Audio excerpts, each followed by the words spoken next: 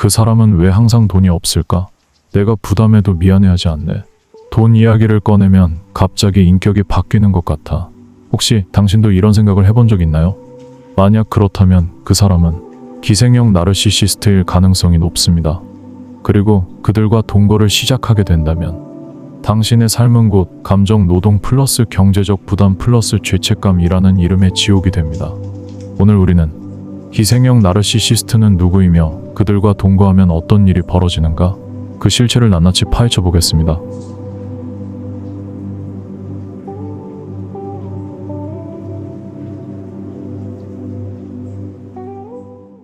이들은 말 그대로 당신의 지갑과 감정을 동시에 빨아들이는 존재입니다. 겉모습만 보면 전혀 티가 나지 않습니다. 말도 부드럽고 처음엔 자존심도 없어 보이고 자기를 낮추는 사람처럼 느껴지기도 합니다. 하지만 이건 철저히 계산된 전략적 무기력입니다. 이들이 가장 잘하는 말은 바로 이겁니다. 나 요즘 너무 힘들어. 내가 지금 여유가 없어서 그러는데 너밖에 믿을 사람이 없어. 나중에 꼭 갚을게. 진심이야. 그 말은 감정적으로 들리지만 실은 명백한 심리적 투자 요청입니다. 현금을 요구하지는 않지만 대신 이런 걸 원하죠. 밥값을 당신이 내주길 바라고, 여행을 가자고 하면 항공료를 너가 끊자고 하고, 집에서 같이 살자고 하면 월세는 당신 몫이 됩니다. 그들이 원하는 건 관계가 아닙니다. 그 관계를 통해 지속적으로 공급받을 수 있는 자원입니다. 사랑을 조건으로 거래합니다. 내가 이렇게까지 사랑했는데 그 정도 못해줘.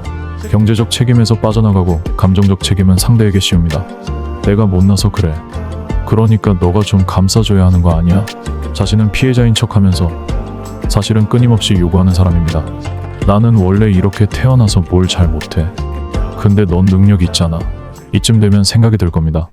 아, 이거 진짜 나 얘기 같은데. 네, 맞습니다. 기생형 나르시시스트는 당해봐야 알 수 있는 인간 유형입니다. 왜냐하면 초반에는 너무도 착하고 순해 보이기 때문입니다. 그들은 가난한 사람이 아닙니다. 가난을 이용하는 사람입니다. 단지 돈이 없는 사람은 기생형이 아닙니다. 문제는 책임을 회피하고도 죄책감을 상대에게 전가하는 행동 구조입니다. 예를 들어 비행기표 값을 당신이 대신 결제하면 고맙다는 말은 하되 돌려주지 않고 다음 일정을 핑계로 미룹니다. 생활비를 빌려달라고 해서 줬는데 갚을 생각이 없고 갚으라고 하면 당신을 비인간적인 사람으로 몰아갑니다. 심지어 돈 얘기 꺼낸 당신에게 이게 다 돈 때문이야? 라며 감정 폭발을 일으킵니다. 이건 단순한 무능함이 아닙니다. 철저히 계산된 감정 도박입니다. 나는 오늘도 저녁을 혼자 해결했다. 그 사람은 또 미안해. 나 피곤해서 먼저 잘게. 하고 방에 들어갔다. 근데 왜 나는 계속 이 관계를 유지하려고 할까? 이게 바로 기생형 나르시시스트가 당신을 점점 감정적 경제적 인질로 만드는 과정입니다.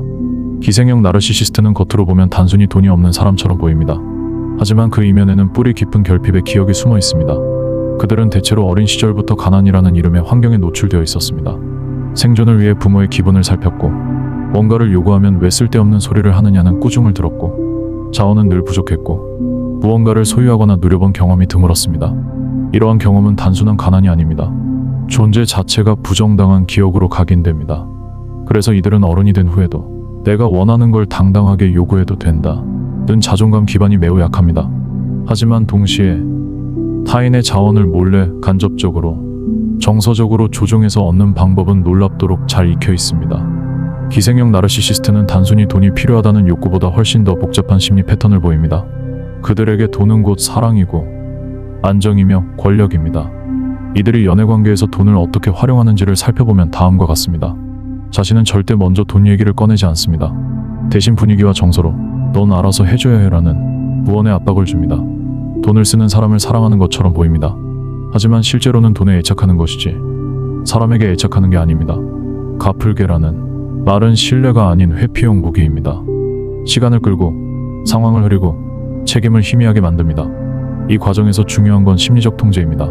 당신이 돈을 요구하면 죄책감을 느끼게 만들고, 당신이 거절하면 애정이 식었다며 감정적으로 몰아붙이며, 당신이 화를 내면 피해자 코스프레로 분위기를 얼어붙게 합니다. 즉, 기생형 나르시시스트는 당신의 양심과 정서적 유대를 역이용하여 금전적 통제를 시도하는 것입니다. 기생형 나르시시스트는 연애 초반에 매우 로맨틱합니다. 이들은 같이 살자는 말을 사랑의 언어처럼 포장합니다. 같이 있으면 지출도 줄고 서로 안정되지 않을까? 우리가 가족처럼 살면 얼마나 좋을까? 이제 떨어지기 싫어. 하루하루가 소중해. 하지만 이 말 속에는 경제적 안착이라는 속셈이 숨어 있습니다. 당신의 공간으로 들어온 그들은 다음과 같은 변화를 보입니다. 식비, 전기세, 공과금 등 생활비를 자연스럽게 당신이 부담. 자신의 짐은 방마다 퍼져가며 집안 구조를 바꾸려 함. 자신의 수입은 개인적인 용도로만 사용하고 함께 쓰지 않음. 그리고 가장 중요한 포인트. 이 모든 것이 매우 자연스럽게 일어납니다. 당신은 사랑하니까 괜찮겠지라고 생각하지만 실은 감정의 이름을 한 경제적 점령이 시작된 것입니다. 동거가 시작되고 나면 더 이상 포장이 필요 없습니다. 이제 그들은 진짜 목적을 드러냅니다.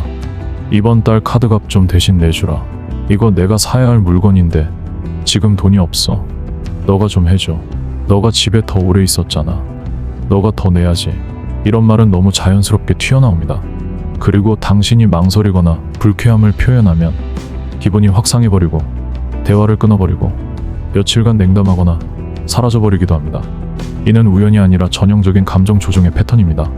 그들은 자기가 직접 책임지기보다 상대가 자발적으로 부담하게 만드는 데 능숙합니다. 경제적 착취는 이처럼 감정과 연결되어 은밀하게 이루어지며 부담은 점점 커져갑니다. 희생형 나르시시스트는 돈을 직접적으로 요구하지 않습니다. 그들은 말보다 침묵을, 논리보다 감정을 이용합니다. 비루기, 다음 달에 꼭 줄게. 월급 들어오면 바로. 지금 상황이 좀 애매해서 조금만 기다려줘. 침묵. 돈 얘기를 꺼내면 갑자기 말이 없어지고 표정이 굳어짐. 대화 주제를 돌리거나 자리를 피함. 죄책감 유발. 너는 왜 이렇게 계산적이야? 돈보다 사람이 먼저 아니야? 그깟 몇만 원 때문에 이럴 거야? 당신은 점점 말하기 어려워집니다. 그들이 원하는 대로 알아서 해주는 사람이 되어갑니다. 그리고 이 조작은 매 반복됩니다. 이런 동거 속에서 피해자가 겪는 감정은 다음과 같습니다. 무력감. 나는 왜 이렇게 지쳐 있을까? 자기의심. 내가 너무 계산적인 사람인 걸까? 죄책감. 내가 너무 박하게 구는 건 아닐까? 심지어 다음과 같은 결심까지 하게 됩니다. 조금만 더 기다려보자. 이번 달까지만 참자. 내가 더 벌면 다 해결될 거야. 이 모든 심리는 트라우마 본딩이라 불리는 학대, 보상, 착취의 심리적 중독 루프로 구성되어 있습니다. 당신은 나오는 문이 열려있는 줄 알지만 이미 마음은 그 문을 닫아버린 상태입니다. 가장 많은 사람들이 묻습니다.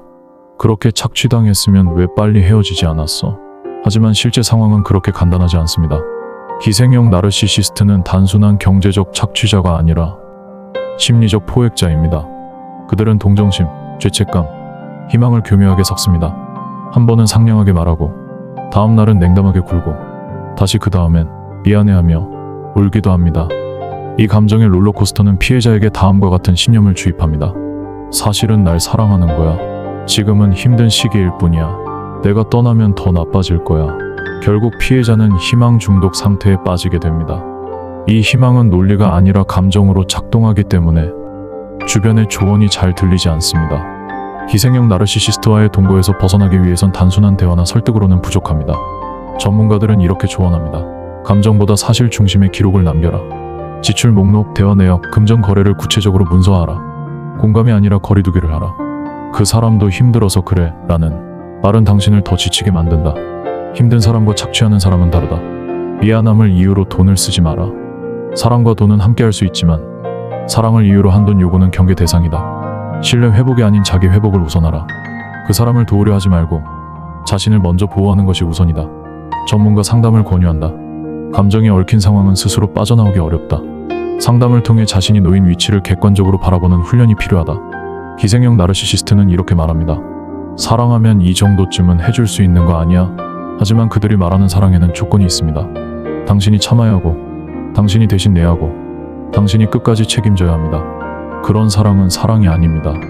그건 당신을 지우고 지갑만 남기는 관계의 사기극입니다. 진짜 사랑은 당신이 힘들다고 말했을 때 함께 방법을 찾는 것입니다. 진짜 사랑은 너도 지쳤지? 라고 먼저 물어보는 것입니다. 당신은 사랑받기 위해 태어난 사람이지 누군가의 인생을 메꿔주기 위한 예비 자금이 아닙니다. 더 이상 출금 알림이 울리는 관계에서 자신을 소비하지 마세요. 당신의 인생은 누군가의 생존 기계가 아니라 당신 스스로의 행복과 존엄을 위한 공간입니다. 이제는 멈춰도 됩니다. 당신의 마음도 지갑도 잠금 설정이 필요할 때입니다. 오늘 영상이 누군가에게 현실을 인식하는 계기가 되길 바랍니다. 이 영상이 도움이 되셨다면 좋아요와 구독 부탁드립니다. 그리고 혹시 비슷한 경험이 있다면 댓글로 여러분의 이야기를 나눠주세요. 우리는 함께 감정과 돈을 건강하게 지킬 수 있습니다.